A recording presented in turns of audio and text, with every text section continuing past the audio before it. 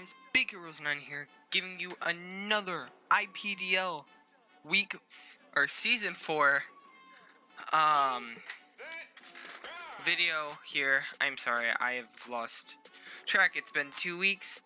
Of course, I would first off like to apologize for no week 8 video.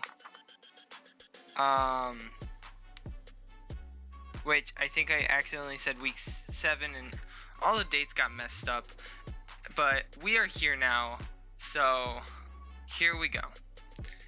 Right now we are in week 9, going up against the Lavender Town Schnozs and Coach Celebi.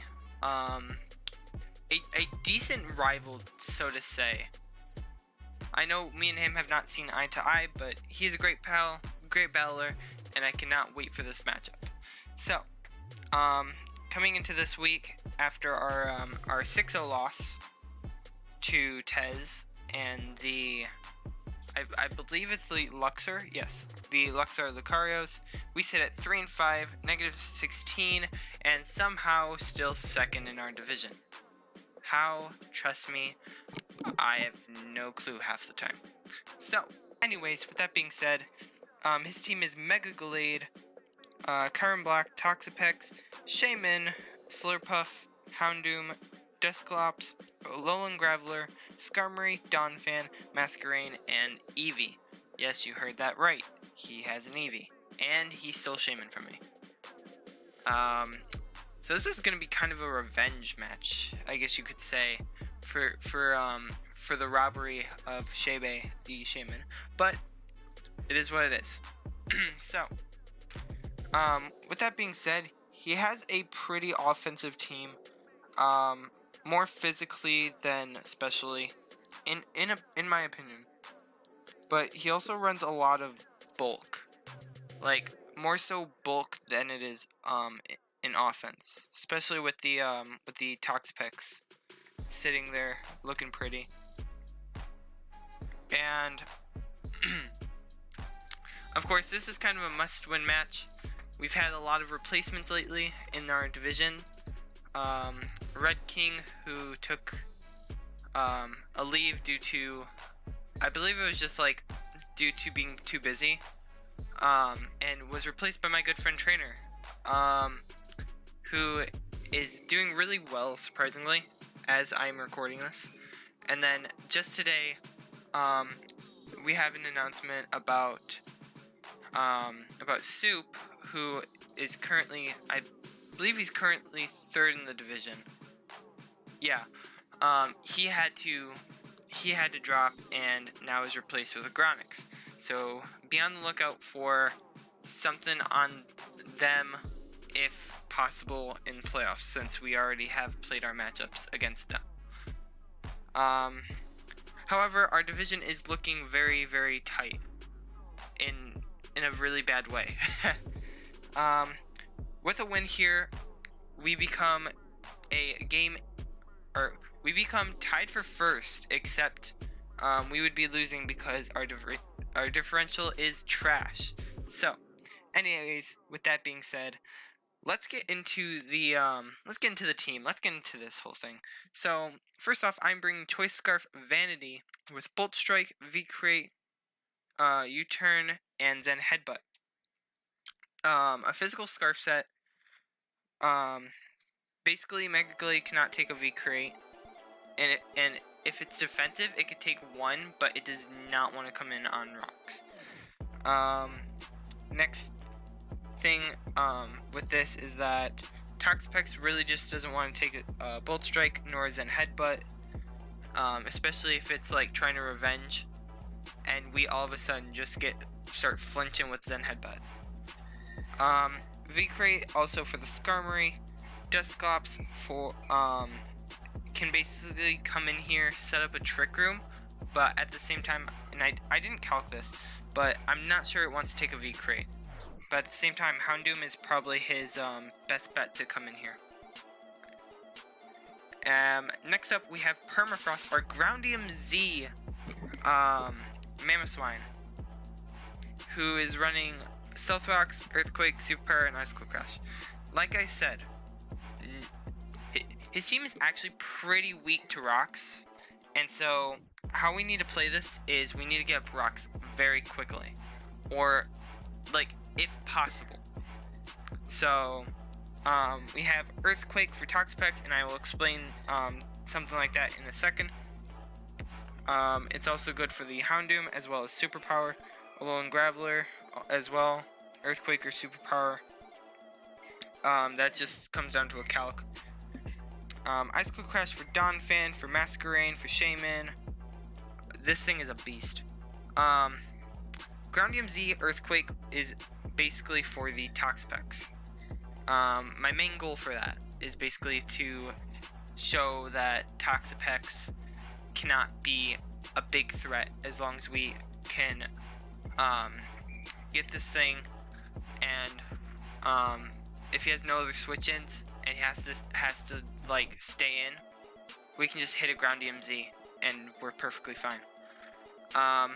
It can even hit through Protect, which is really good, so in that way we can just Earthquake him next turn or anything like that. If we have to predict, we'll predict Stealth Rock with Stealth Rocks. And that is about it. Next up we have our Electros, the Assault Vest Zapper, running Flamethrower, Flash Cannon, Thunderbolt, and Giga Drain. This is basically another check to Toxapex. It's a check to Slurpuff, check to Kyurem Black, as it does 65.7. I believe that's at minimum, if not invested in anything. So we got the Giga Drain for the Donphan. We have Flamethrower for the Skarmory. Yeah, that's basically all I can say about Zapper. Zapper's ready just to take hits. And I'm pretty sure I just come in on a on like an Ice Beam from Kyurem, and we take it about 23%, I believe.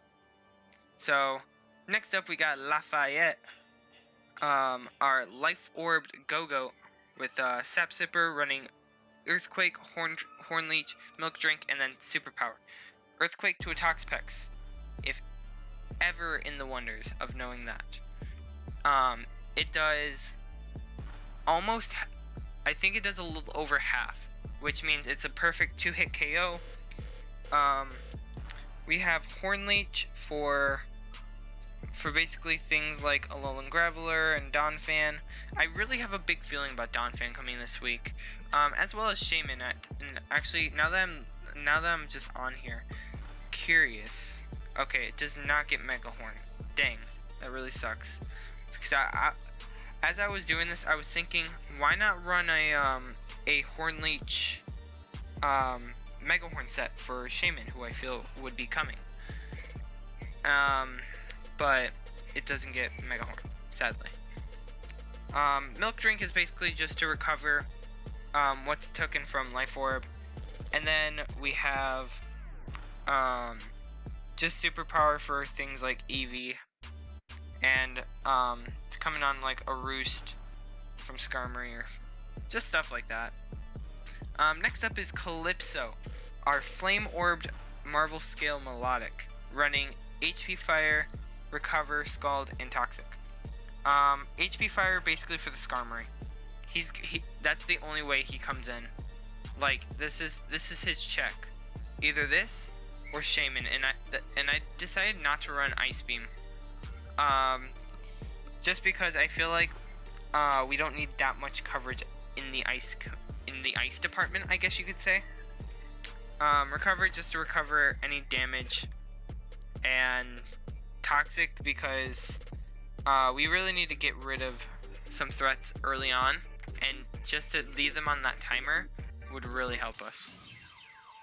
And then finally we have Swagakiss, our leftovers Togekiss with Air Slash, Aurasphere, Defog, and Roost. Yes, I actually brought the Defog this time. You're welcome. Basically, he's got rocks, he's got webs, he could have spikes. Yeah, we are not dealing with that. So, Defog's our way to go. We got Roost just to roost any damage. We take, I believe it is a 3-hit, it's a 2 or 3-hit KO at this with this set, which is really good. But I also wanted to like be able to take at least one Ice Beam if possible, plus rocks. So next we have that Aura Sphere. Again, just for the fighting type coverage. His team is really weak to fighting. And then Air Slash does a good, I believe it was like a max of like 75 to the Mega Glade. So yeah, with that being said, let's get into the battle.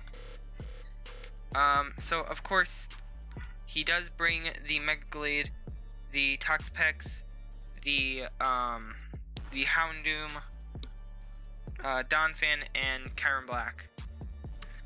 He brought Masquerain instead of Shaman, which it's not that bad. I originally thought he was gonna bring Shaman, or he was gonna bring Webs. Either or, whatever I thought he would benefit more from. So let me switch this over and let's get into this. I knew he was gonna want to go into his Donphan or into his Masquerain here, so I just picked the best play. I could have honestly just Flamethrowered, but it is what it is. I instead just go for the Giga Drain. Wasn't that, I didn't want to make too many predictions really. I go for the Flamethrower here, brings him down to his Ipapa Berry. That doesn't matter, he can get Webs up. That thing is gone. Ice Beam does a good 37, and this is where I actually, and you may be asking, why did I stay in? Well, I stayed in because originally an Earth Power doesn't do that much, and I did want to actually see if he was carrying it. He might have just predicted me to go into Togekiss, which again, perfectly fine. I go into Calypso here on an incoming Earth Power. That does 24. We get our burn here, and we are about to get ready to have some fun. So Calypso comes in here. He goes into his Donphan, and I just go for the straight up Scald. I'm not dealing with that. He goes for the Destiny Bond. We end up not killing him, so thank God I actually wasn't fully in 252. He goes for it again, but it fails. RIP in peace, and in comes Discount Cham.